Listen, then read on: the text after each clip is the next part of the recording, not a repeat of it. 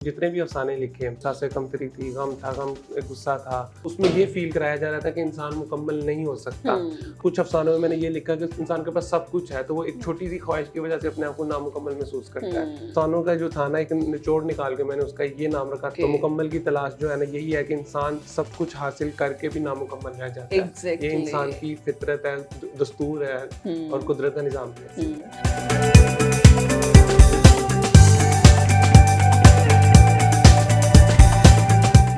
अस्सलाम वालेकुम एवरीवन, मैं हूं आपकी होस्ट माफिया मलिक। हम और आबिद PNY के एक न्यूज़ शो के साथ। जैसा कि आप सब लोग जानते हैं, PNY एक ऐसा प्लेटफॉर्म है जहां हज़ारों की तादाद में स्टूडेंट्स को डिफरेंट स्किल सिखाते हैं ताकि वो अपनी लाइफ में अपनी फाइनेंस को और अपनी फाइनेंशियल सिचुएशन को अच्छे तरीके से हैंडल कर सके और कुछ लाइफ स्किल सीख सके जो उन्हें पर्सनली भी हेल्प कर सके। हमारे इस शो का पर्पस ही यही है, हम आप तक ऐसी इंफॉर्मेशन पहुंचाएं जो आपकी बहुत ज़्यादा मदद कर सकती है और लोगों की फलाह बहबूद भी कर सकती है। हम इस शो में बात करते हैं डिफरेंट एस्पेक्ट्स पे। कभी हम बात करते हैं एजुकेशन से रिलेटेड, कभी हम बात करते हैं हेल्थ से रिलेटेड, IT से रिलेटेड, डिफरेंट कल्चर्स को फॉलो करते हैं, बात करते हैं और ऐसे गेस्ट बुलाते हैं जिनसे आपको भी बहुत ज़्यादा फ़ायदा हो सके। आज हम बहुत ही एक डाइवर्सिटी पे बात करेंगे। बहुत ही दिलचस्प सा हमारा ये इंटरव्यू है क्योंकि हमारे साथ जो गेस्ट मौजूद हैं वो ऑथर भी हैं और ऑथर बड़ा क्रिटिकल बोलते भी हैं और सोचते भी हैं। हम उनसे बात करेंगे। सबसे पहले मैं वेलकम करती हूँ बिलाल शेख, हमारे साथ स्टूडियो में मौजूद है। मैं उन्हें वेलकम करती हूँ। अस्सलाम वालेकुम बिलाल, कैसे हैं आप? अल्लाह का शुक्र। माशाल्लाह से बड़े ही यंग एज के वैसे आप लग रहे हैं और उसके साथ साथ इतनी ज़बरदस्त बुक्स आपने 2 लिखी हैं जिन पे बड़े अच्छे इंटरव्यूज़ भी हुए हैं, लेकिन हम चाहते हैं फिर भी हम उन पे बात करें क्योंकि बड़े ही उसमें डिफरेंट आपने एस्पेक्ट्स को डिस्कस किए जो मेरा ख्याल है हमारी रोज़मर्रा की रूटीन से एक बड़ा जुड़े होते हैं कहीं ना कहीं, तो हमें उन पे बात करनी चाहिए।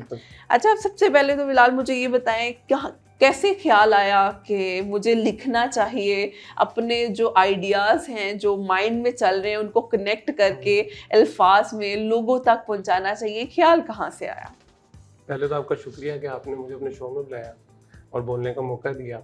अच्छा, ये जो लिखने की सलाहियत है ये तो गॉड गिफ्टेड है, ठीक है। तो ये अब किस एज में यानी कि एक्टिवेट होती है और कब आप लिखना शुरू करते हैं, तो ये है कि मैंने पढ़ तो रहा था, किताबें तो पढ़ता था, तो ऐसे ही मैंने अफसानचा लिखा और उसके बाद मुझे डिमांड हुई ज़्यादा लिखने की, तो बस फिर मेरे ये वहाँ से सिलसिला शुरू हो गया। फिर मैंने अफसानचे लिखे, कहानियाँ, सब कुछ लिखा है। ज़बरदस्त। जो आपकी पहली किताब है मुकम्मल की तलाश, अच्छा इस पे आपने, इसका नाम बड़ा फैसिनेट कर रहा है, तो इसके नाम के पीछे भी कोई स्टोरी थी, क्या था? इसके नाम के पीछे स्टोरी थी कि जो मेरी कहानियाँ थी, तो जो जितने भी अफसाने लिखे उसमें मैंने किसी न किसी चीज़ की, यानी कि उसमें सासे कमतरी थी, गम था, गम गुस्सा था, किसी को किसी चीज़ की, यानी कि उसमें ये फील कराया जा रहा था कि इंसान मुकम्मल नहीं हो सकता। अब इंसान के कुछ अफसानों में मैंने ये लिखा कि इंसान के पास सब कुछ है, तो वो एक छोटी सी ख्वाहिश की वजह से अपने आप को नामुकम्मल महसूस करता है। तो फिर वो अफसानों का जो था ना, एक निचोड़ निकाल के मैंने उसका ये नाम रखा था कि अब किताब का नाम है, अफसाने का नाम नहीं है। तो मुकम्मल की तलाश जो है ना, यही है कि इंसान सब कुछ हासिल करके भी नामुकम्मल रह जाता है। ये इंसान की फितरत है, दस्तूर है और कुदरत का निज़ाम भी है। अच्छा, इस पूरी किताब में इसके अंदर वो कौन सा एक सब चैप्टर है जो आपके दिल के बहुत करीब है, जो आपको बहुत ज़्यादा अट्रैक्ट करता हो? इसमें तकरीबन सारे ही अफसाने ऐसे हैं जो कि मुझे अच्छे लगते हैं। एक अफसाना ICU मुझे बहुत पसंद है। उसके अंदर मैंने ये डिफाइन किया है कि मकसद जो है ना इंसान का, वो इंसान की ज़िंदगी में बहुत असर रखता है कि आपका मकसद जो है ना, आपको एक ट्रैक दे देता है, एक गोल दे देता है और आपकी ज़िंदगी यानी कि जो चल रही होती है उसी मकसद के तहत चल रही होती है। तो जिन लोगों के मकसद नहीं होते, अब इस अफसाने में मैंने बताया कि किस तरह ऑक्सीजन कम होता है अगले का, किस तरह उसको बीमारी उसको असर करती है।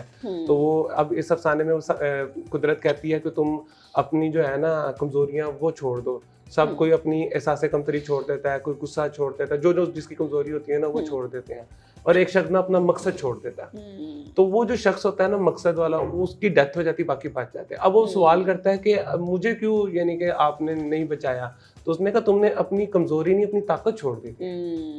तो ये मकसद को मैंने डिफाइन किया, तो मुझे ये बहुत अच्छा अफसाना नहीं, ये बड़ा वो इसमें डिफरेंट सब चैप्टर्स को आपने डिस्कस किया हुआ है, जिसमें एक और मुझे बहुत अट्रैक्ट किया था, ये जो आपने लिखा हुआ है 2 सोचें, इसके पीछे क्या पैराडाइम है? 2 सोचों में यही है कि पॉजिटिविटी और नेगेटिविटी। ओके। जब ये शैतान की यानी कि जो हुआ था, मुकालमा हुआ था, तो उधर से मैंने ये यानी कि अफसाना क्रिएट किया कि पॉजिटिविटी और नेगेटिविटी का मुकालमा करवाया था। ओके। पॉजिटिव सोच और नेगेटिव सोच आपस में मुकालमा करती हैं। वो कहती है कि मैं आखिर में जीत जाऊंगी। पॉजिटिविटी कहती है कि अगर तुम दुनिया में सारी जिंदगी भी जीतती रहोगी ना, तो क़यामत वाले दिन फिर मैं ही जीतूंगी, आखिर फिर मेरा ही है। तो ये मैंने इसमें अफसाने में 2 सोचों को डिस्क्राइब किया। और एक और था जो कि नाम वो इतना वो फैसिनेट कर रहा है ना, जिसमें जादूगर का जिक्र है, हाल का जादूगर। ये क्या, इसमें क्या आपने हाल का जादूगर इंसान मजबूर है कि वो ना या तो माजी में रहता है या मुस्तकबिल में रहता है। बिल्कुल। तो इसमें एक बच्चा होता है, वो अपनी माँ से मुकालमा करता है, तो उसकी माँ उसको समझाती है। वो कहता है कि ना अपनी माँ को कहता है कि आप तो कहती थी कि मैं बादशाह हूँ, मैंने तो अपनी सारी जिंदगी वो गुजार दी, मुश्किलों में गुजार दी। तो माँ कहती है तू सचमुच बादशाह है, लेकिन मेरे दिल का बादशाह है। तो तुझे ना असल में माजी में रहना आता है या मुस्तकबिल में रहना आता है, तू हाल में नहीं रह सकता। सही। जब तू हाल में रहेगा ना, तो तू जादूगर बन जाएगा, तेरे पास ना भी हो तुझे सब अच्छा लगेगा, जो कि सब तेरे पास आ जाएगा। तो ये अफसाने की ना जबरदस्त। और एक आपने वो लिखा है सुकून मतलाशी। सुकून का मतलाशी। सुकून का मतलाशी वो भी इसी तरह एक अफसाना है कि वो एक शख्स होता है, उसके पास तमाम दुनिया की दौलत होती है, लेकिन उसके पास सुकून नहीं होता। तो वो अपने सुकून की तलाश में, उसको घर वाले सब इस चीज़ को कहते हैं कि सब समझाते हैं कि तुम्हारे पास सब कुछ है, तुम्हारे पास कमी किस चीज़ की है। तो उसका एक यानी कि होते हैं जानने वाले होते हैं, तो उसको बताते हैं कि तेरे पास सिर्फ सुकून की कमी है, बाकी तो तेरे पास सब कुछ है। तो उसने कहा मैं अपनी सुकून की कमी को कैसे मुकम्मल कर सकूं? कहता खुदा की कुर्बत में कमी पूरी करो। जबरदस्त। जब अल्लाह पाक ने तुम्हें सब दे दिया और कुछ कमी है, तो फिर खुदा की कुर्बत की कमी। अच्छा बिलाल, इस पूरी बुक में आपने, मैं अगर पूछूं कि क्या निचोड़ निकाला जो आपको लगता है आपकी लाइफ में भी चेंज लेकर आया, और आपको लगता है वो दूसरों की लाइफ में एक बड़ा प्लस पॉइंट ऐड कर सकता है? मैंने ये किताब पहली बात है कि आसान लफ्जों में लिखी है, छोटे अफसाने लिखे हैं, क्योंकि दौर बदल गया, लोग लंबे पढ़ते भी नहीं है। और आपकी जैसी बात है कि स्किप कर करके किताब भी पढ़ते और वीडियोस भी ऐसी देख रहे हैं। तो मैंने अफसानों को शॉर्ट करके ये बताने की कोशिश की है कि जो भी हो जाए, इंसान की कहीं ना कहीं ख्वाहिश रह जाती है। अब हाल ही में बिल गेट्स का भी आप लोगों ने देखा है कि जो उसको डिवोर्स हो गई, और फिर वो उसको सबने मजाक भी बनाया, मीम्स भी बनी उस पर। तो यही बात बताई गई है कि तमाम दौलत के बावजूद, तमाम ख्वाहिशात के बावजूद आप नामुकम्मल है। ये नेचर का रूल है कि आप नेचर आपको कभी भी मुकम्मल नहीं होने देती। बिल्कुल। और अगर इंसान कभी अपने आप को मुकम्मल महसूस कर ले, तो वो अपने आप को बहुत ऊपर ले जाता है, अपने सोच में भी बहुत ऊपर ले जाता है, गुरूर में चला जाता है। तो मुकम्मल की तलाश यही है कि इंसान सारी जिंदगी मुकम्मल की तलाश के लिए दौड़ रहा है, मगर मुकम्मल हो नहीं। जबरदस्त। और ये बड़े अच्छे इसमें चैप्टर्स हैं। I would suggest you all कि आप सब रीड करें, बड़ा ही वो इंटरेस्टिंग है। बात करके अगर आप जब ये इंटरव्यू सुनेंगे, आप लोगों को बड़ा एक इंटरेस्ट डेवलप होगा कि इसमें बड़े इंपॉर्टेंट पॉइंट्स हैं जो हमें ज़रूर पढ़ने चाहिए, और उनसे एक सबक लाजमी हासिल होगा, क्योंकि इसका नाम ही बहुत फैसिनेटिंग है, मुकम्मल की तलाश। ऑब्वियस बात है, बिल्कुल बिलाल ने सही कहा, हम अपनी लाइफ में हर चीज़ को कंप्लीट करने की कोशिश करते हैं, लेकिन कभी भी हम नेचर के अगेंस्ट नहीं जा सकते हैं। इसी तरह से एक और बुक पे भी मैं बात करना चाहूंगी बिलाल से, खुद से मुलाकात। ये किस तरह से सोचा बिलाल के, ये एक बड़ा वो लगता है दिलचस्प सा कि हम अपनी सेल्फ डिस्कवरी कर रहे हैं, जहाँ तक मेरा ख्याल है इस मतलब से। तो ऊपर से आपने इस पे मोटिवेशनल अफसाने भी लिखा है, तो इसकी क्या वो क्रैक्स है? मेरे जो पढ़ने वाले थे, जिन्होंने मेरी पहली किताब पढ़ी थी, उनका ये कहना था कि ये जो कहानियां है ना, ये मोटिवेशनल है। उन्होंने इस चीज को नाम दिया, पढ़ने वालों ने नाम दिया। तो फिर मेरे पब्लिशर था, उस पब्लिशर है, उसकी भी ख्वाहिश यही है कि तो आप ना इसको मोटिवेशनल अफसानों का ना दे दो, टैग दे दो। तो फिर मैंने इसको बकायदा तौर पे मोटिवेशनल अफसानों का टैग दे दिया। जबरदस्त। ये आपकी रिसेंट ही लास्ट ईयर मेरा ख्याल है पब्लिश हुई है। अच्छा, इसमें बड़ा ही वो एक आपने स्टार्ट किया है, एक बड़े मजे का चैप्टर है, लम्हे की कैद। तो इसका क्या स्टोरी है? थोड़ा सा स्टोरी है कि एक शख्स को मैंने पिंजरे में बंद कर दिया। ओके। और सारे परिंदे आके उसको देखते हैं और बड़ी खुशी का इजहार करते हैं कि देखो हम तो आजाद है, तुम नहीं आजाद हो। तो वो आज़ाद होने की कोशिश करता है, लेकिन पिंजरे में उसको ना दरवाज़ा नहीं मिलता। तो फिर वो एक कबूतर होता है, तो वो आके उसको बताता है इस चीज़ को कि तुम असल में पिंजरे में नहीं कैद हो, तुम लम्हे में कैद हो। अच्छा, अब बेसिकली लम्हे की कैद क्या है? आप कभी किसी गम में यानी कि चले जाते हैं, किसी के वालिद साहब की डेथ हो जाती है या वालिदा की हो जाती है, या किसी ऐसे दोस्त की डेथ हो जाती है जिससे वो बहुत मोहब्बत करता था, अब वो सारी ज़िंदगी उस कैद में है। अब जब भी उसको आप कोई भी आके बात करते हो तो वो वापस उसी किस्से में चला जाता है कि यार वो दोस्त था, उसने वो गम में चला जाता है, वो दाढ़ी बड़ी कर लेगा, कपड़े फटे पहनना शुरू कर देगा, वो एक कैद में है। अब दुनिया का ये सिलसिला है कि अब आगे बढ़ने के लिए आपको उससे बाहर निकलना पड़ता है। ये जिंदगी है, अरूज और जवाल चलता रहता है। तो वो लम्हे की कैद का बेसिकली यही मतलब है कि आपको आगे बढ़ते रहना चाहिए, किसी भी सिचुएशन में कैद नहीं होना। ज़बरदस्त। अच्छा, इसमें भी बहुत आपने वो चैप्टर्स वगैरह शेयर किए, तो इसमें कोई ऐसा अफसाना जो आपको बड़ा फैसिनेट करता हो? लम्हे की कैद में, क्योंकि मैंने इसको सबसे पहले लिखा है। ज़बरदस्त। सबसे पहले अच्छा, इसमें एक आपने अम्मा जी के नाम से भी लिखा है, उसके क्या, थोड़ा सा हमें उसके बारे में भी बताएं। अम्मा जी एक खातून होती हैं, बूढ़ी होती हैं, तो वो बच्चियां होती हैं, उनके घर में आती हैं, उनको टॉफियाँ चॉकलेट्स देती रहती हैं और कपड़ों पे ना कढ़ाई करती रहती हैं। उनका एक अपना माहौल होता है, तो वो बच्चियों को सबक सिखाती हैं मुस्तकबिल के, मौजूद के बच्चियों से सवाल करती हैं।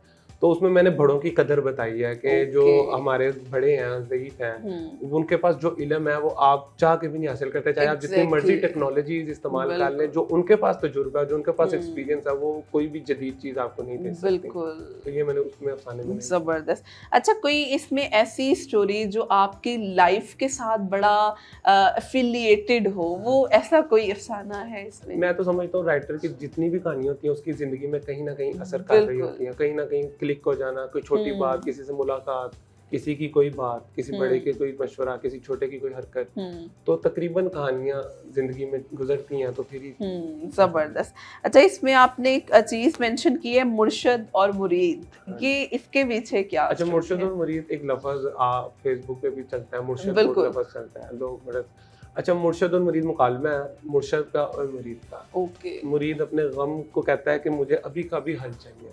ओके। और मुर्शद उसको अभी के अभी का जो हल देता है ना, तो वो सिर्फ उसका तसल्ली होती है। वो कहता है जो वक्त और तकदीर ने लिखा है उसने अपने स्क्रिप्ट के साथ चलना है। तो मैं तुम्हें रास्ता बता सकता हूँ, चलना तुमने है। जबरदस्त। तो मुर्शद सिर्फ आपको रास्ता बताता है, चलना मुरीद को ही होता है। मतलब गाइडेंस आपको मिल रही है, गुजारना अपने अकेले है वो रास्ता। अच्छा, इसमें खुद से मुलाकात से आपने क्या नतीजा अखज़ किया बिलाल, जो आपको लगता है एक लाइफ लॉन्ग लेसन हो सकता है हम सब के लिए? इंसान अपने ना यानी कि दायरे में रहता है, अपने दायरे के अंदर जिंदगी गुजारता है। खुद से मुलाकात यही है कि आप अपने अंदर देखो और फिर बाहर आओ। इंसान अपने आप को नहीं समझता, यही मसला है कि इंसान अपनी जो है ना, क्या कहते हैं उसे, अपनी वसत को नहीं समझ पाता कि वो क्या है। उसको अल्लाह पाक ने कितनी सलाहियतें दी हैं, उसको अल्लाह पाक ने कितनी ऐसी सोचना भी एक सलाहियत है जो इंसान के अंदर मौजूद है। तो इंसान अपनी ना वसत को नहीं समझ पाया आज तक। तो जो शख्स लोग समझ जाते हैं वो आज आपके सामने है। मैंने यही इस किताब का निकाला, खुद से मुलाकात के, अपने आप को समझे। जबरदस्त, क्योंकि हम अपने आप को नहीं समझते और दूसरों को बड़ा समझाने की कोशिश करते हैं। एग्जैक्टली। तो ये चीज़ बड़ी इंपॉर्टेंट है और मतलब बड़ा मज़ा आया है, बड़ा एक इंटरेस्ट डेवलप हुआ है इन पॉइंट्स को देखें। कहीं ना कहीं ये सारी चीज़ें हमें कुछ ना कुछ सिखाती हैं और बड़ा वो एक दिलचस्पी आपकी डेवलप होती है। और मुझे बड़ा ज़बरदस्त लगा, स्पेशली आपने नाम ऐसे चुन के रखे हैं कि हमें वो इंटरेस्ट इंसान को ऑटोमेटिकली डेवलप होना शुरू हो जाता है कि आखिर इसके अंदर क्या है और इस बुक से मुझे क्या सीख मिलेगी। और बड़ा अच्छी बात है कि आपने अपनी लाइफ में एक मैं कहती हूँ ये जो लिखना है ये आपकी ज़िंदगी को और ज़्यादा कर देता है। तो बिलाल, सबसे एंड पे फिर भी मैं चाहूँगी हमारे यंगस्टर्स के लिए कोई ऐसा मैसेज जो आपने, वैसे तो माशाल्लाह अपनी किताबों के थ्रू बहुत मैसेजेस दिए हैं और बहुत अच्छे अच्छे हैं जो हमारी लाइफ भी चेंज कर सकते हैं अगर हम लोग इससे कुछ सीखते हैं, लेकिन फिर भी मैं चाहूँगी हमारे ऑडियंस के साथ एक छोटा सा मैसेज जो आप शेयर करना चाहें। आज का नौजवान जो है अपने बाप दादाओं से बेहतरीन जिंदगी गुजार रहे हैं और हमारे जो बाप दादा थे वो अपने बाप दादाओं से बेहतरीन जिंदगी गुजार रहे हैं। ये तो इसमें तो कोई शक नहीं कि आज का नौजवान काफी समझ बूझ वाला हो गया होगा, लेकिन कहीं ना कहीं हम माशरे में अपना किरदार नहीं अदा कर पा रहे हैं, हमें बेहिसी बहुत ज्यादा। तो हमें ये है कि हमें एहसास रखना, हमें बड़ों का एहसास, छोटों का एहसास हमारे लिए बहुत ज़रूरी है और हमें रिश्तों की कदर बहुत ज़रूरी है। तो यही है कि मैं नौजवानों को कहूँगा कि अपने इर्द गिर्द को देखें और कोई ना कोई नेकी का काम या करैक्टर अपना प्ले करें। ज़बरदस्त, और ये बहुत अच्छा मैसेज है। Thank you so much Bilal, आपने बहुत अच्छी बातें की और हमें बड़ा ही मज़ा भी आया और बहुत इंशाल्लाह मैं इस पूरी बुक को पढ़ने के बाद एक रिव्यू भी दूंगी। बहुत अच्छा वो आपके टॉपिक्स है और उसके अंदर जो सब आपने हेडिंग्स और अफसाने लिखे हैं वो बहुत दिलचस्पी के हामिल हैं। थैंक यू सो मच आपके वक्त के लिए and thank you so much all of you. इंशाल्लाह फिर हाजिर होंगे एक न्यू सेशन के साथ। हमें इजाज़त दीजिए। अल्लाह हाफ़िज़।